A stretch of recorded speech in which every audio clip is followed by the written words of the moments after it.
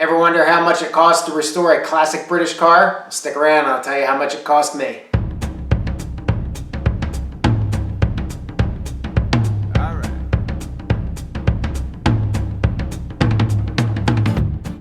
Alright, so now that Dorothy's done, one of the questions that you may be wondering about is how much did it cost? Well, a couple caveats with that I'll put out. One, I purchased the car back in 2014, August, actually shortly after I retired from the Navy after 24 plus years of service, and I knew that I was going to, strive to find a car and restore it. I wanted something British. I wanted something old. The older the better, within reason. But I also wanted something that would be relatively easy and inexpensive, and the Triumph Spitfire and Dorothy here fit that bill. Couple things that go into my total. When I give you the big number, right, that's going to be everything. And when I say everything, I mean this garage, for example. I did not have a garage space that I could use in my house that would support the restoration. So a buddy of mine and I went in on renting this garage. So that's going to be a large cost that you may not have.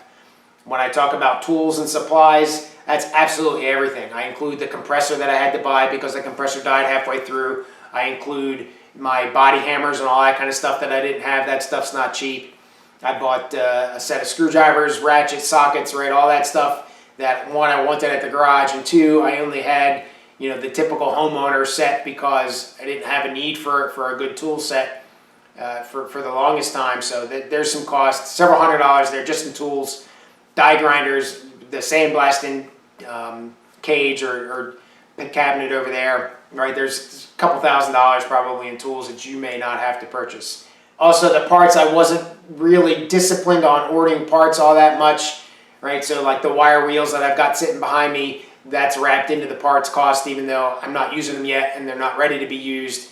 But that's a future me, right? I bought an extra transmission that's wrapped in just to have that in case something catastrophic happens. Some of the smaller parts like grommets and stuff like that, there's little parts that you hate to order because you know that the shipping is going to be more than the part is. Instead of ordering just what I would needed, I'd sometimes double or triple up because it was cost effective in the long run to get a bunch of them and have them ready to go. If I needed a bolt or a washer or a lock washer, I would just go to True Value and pick up a handful of them and not really care about I needed two, so I only bought two. I bought several. So I wasn't really disciplined on especially the smaller part stuff. Brexit happened while I was restoring Dorothy. Early on, actually, about 2016 or so, I think it happened right around in there. And essentially the British pound currency crashed a little bit. So the exchange rate went from like $1.35 to almost $1.40 to $1 to $1.20 to pound.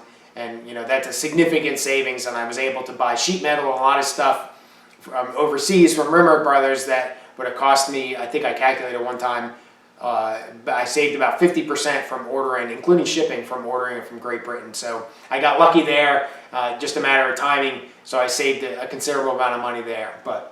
So there is some nuances here in these numbers that may not impact you depending on the status of your shop or if you have a car already, obviously, or whatever. From the moment of purchase, and actually a couple days before, because I started buying stuff before I actually got the car, until like 2 days ago, I think was the last time that I designated in my budgeting software that this was for the Spitfire. I spent about $36,000. In that $36,000, that seems like a lot of money. I tell you, it was a kick in the gut when I looked at it because it's been several years since I looked at it, and I didn't really think it was going to be that much. But a couple things go into that. One is this garage space. Half of the rent, half of the utilities. I probably still owe my garage partner some money there, but that's almost $14,000 of it right there. Right, so that's a pretty significant cost that hopefully you wouldn't have.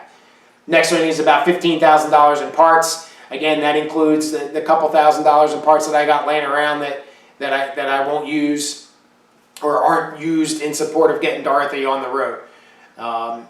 The supplies and all that kind of stuff, and tools and supplies. Again, that's a compressor, all that stuff. That was about $10,000.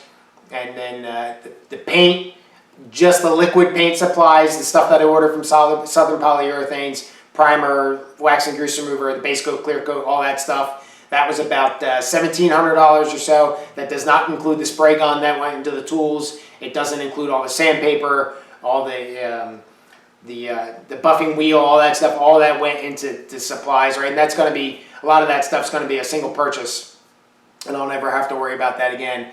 And then probably the biggest thing and the most pleasant part of it is thanks to you guys and your support of the channel and subscribing. About $1,300 of that I got back from YouTube video, my YouTube videos, and the revenue that I earned from the ads that stream that you guys have to put up with, and you can't wait until that skip button comes up so you can skip. But not minor. I was pleasantly surprised actually with how much that really contributed to the entire project. So you know that's all the sheet metal that I had to buy that Google paid for that, or you know, all the paint, most of the paint that I had to buy. My YouTube revenue paid for that, so that's, you know, that's all thanks to you guys and supporting me and sticking with me over the years. So thanks again for that, as always. And if you haven't subscribed, hit that button and do so. But anyway, that's how much it cost me. Again, I was fortunate enough that I didn't have to really do this on a budget. Granted, I didn't go crazy. I didn't get everything chromed, or I didn't send everything away to get everything chromed. I did all of the work myself. 2,700 hours, I think, is what I estimated, and that's a shot in the dark. But 2,700 hours, you know, that's a year's of work. If you want to equate that to money, you know, how much do you make on your taxes? What do you claim at the end of the year? Well, that's, you know, that's what your year would be worth, and then obviously, you know, that gets out of control really fast. But the very rewarding, obviously, and you know, at the end of the day, could I do it? Yeah. Why did Sir Edmund Hillary climb Mount Everest? Because it was there. Same kind of thing, right? Could I do this, and could I make it work? And can Dorothy move me down the road without falling apart? And so far she has. So thanks again for watching. And again, thank you so much for your support of the YouTube channel and helping me rebuild Dorothy and restoring this car and return it to a road, you know, a piece of automotive history. And I couldn't have done it without you guys and your support and your encouragement and all the help and advice and everything over all the years. So thanks for watching, and if you decide to take up a project on your own, go for it. I'll be here to help you. Take care. Cheers.